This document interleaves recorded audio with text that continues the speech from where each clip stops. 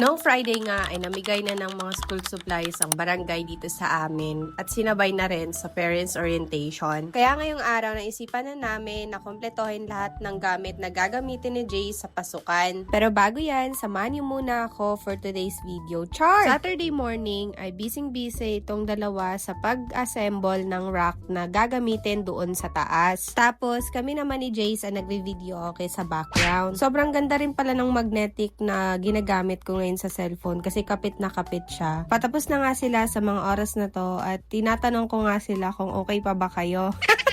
So, tamang nood lang at tamang video okay lang ang inyong lingkod. Char. Nauna ngang matapos sa pag-assemble yung asawa ko kaya inakyat na niya sa taas. At kung natatandaan nyo last time, yung asawa ko ay nag-organize siya ng mga gamit dito sa taas. Pero nung matapos ako magtupi, hindi ko alam kung anong nangyari, be. Char. Mabuti na lang at sinunod niya yung advice ko na bumili nga ng rack para maayos ko at or ma-organize namin dito sa kwarto which is ginagamit niyang office. Tapos ito namang isang rack ay ilalagay namin doon sa isang kwarto para naman paglagyan ng mga maleta at kung ano-anong kaanik-anikan. Nagpatulong na rin ako sa kapatid ko na iakyat na nga ito kasi medyo mahaba siya at hindi naman ganun kabigat pero ayoko lang din pwersahin yung sarili ko kasi nga kakagaling ko lang sa operasyon. Sa ngayon, wala naman ako masyadong nararamdaman sa left breast ko. Continuous lang yung healing at sinusunod ko lang din yung mga bilin ng doktor na palaging magsuot ng bra kapag tatayo. Kapag matutulog lang, saka ko aalisin. Di pa ako tapos magligpit sa kabilang kwarto pero inuna ko muna itong i-organize yung mga damit dito sa closet. Gusto ko kasi na mag-declutter kahit papano para mabawasan lahat ng gamit dito sa bahay. Dito ko na rin pala nilagay lahat ng mga na-declutter kong damit dito sa bahay. Ganito na nga yung kinalabasan after mailagay lahat ng rack.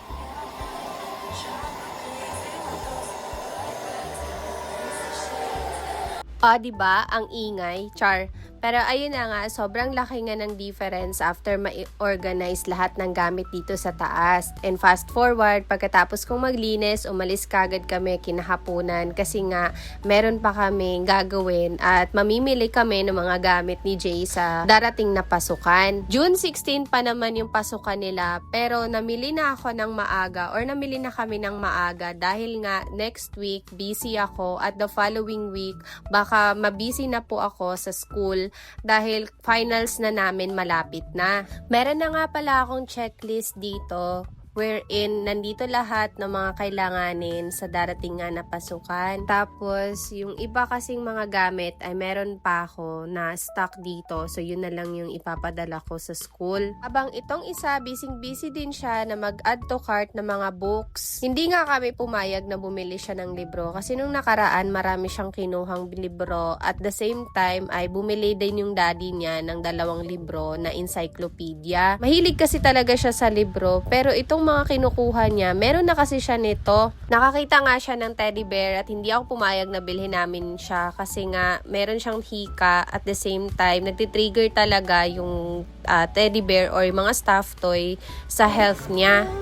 You're not allowed to have that because you have hika.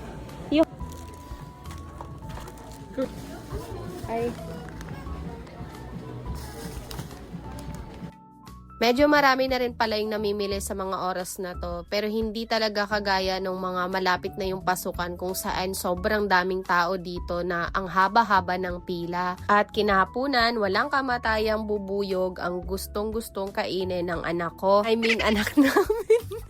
Sila nga lang yung kumain dyan at ako naman gusto ko kumain ng tinapay at dito kami pumunta sa Clyde's. Ang sarap ng mga tinapay dito at sure na bago kasi nga nung mga oras na to, paubos na sila. Konti na nga lang yung mga nakadisplay dito pero hindi ko nga napansin yung kamay ng anak ko ay nakadukot na pala dyan sa isang tinapay. Buti na lang napansin siya ng asawa ko kaya kinuha ko na rin yung nahawakan niya. May isa akong gustong-gusto na tinapay dito, yung may floss. Nakalimutan ko yung pinakapangalan niya or exact name niya. Pero unang beses kong kinain yun, pandemic. Tapos doon sa in-laws ko pa nakain. Tapos weird ako sa lasa niya. Pero ngayon, gustong-gusto ko na siyang kainin. So, ayun lang, share ko lang.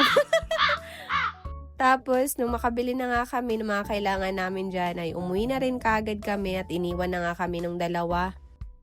Fast forward, bandang 9 p.m, naglakad-lakad lang din kami ng asawa ko dahil sakto nakatulog na rin naman yung anak namin pagka-uwi. So ayun lang, salamat at umabot kayo hanggang dito. Thank you for watching. Bye po!